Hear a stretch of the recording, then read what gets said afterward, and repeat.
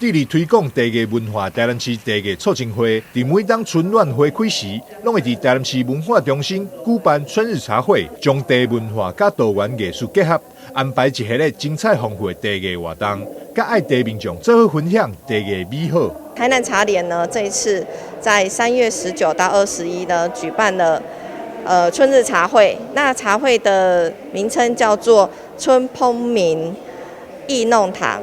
那烹茗就是春天汲水煮茶的意思，然后艺弄堂是因为我们这次带了茶艺市集，然后在弄堂之间呢，大家逛街，然后一起享受那一种品茗的一个乐趣。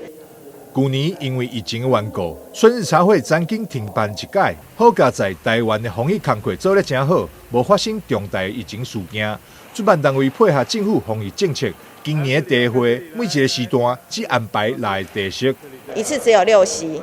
然后我们呢，开幕的那一天呢，我们跟台南市陶艺学会结合。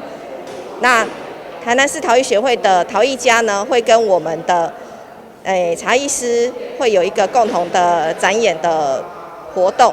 今年拄好是台南市茶叶促进会创会30周年，也是春日茶会举办以来的第15档。协会欢迎大家3月19到3月21这3天，做伙来文化中心品茗，享受难得的茶叶飨宴。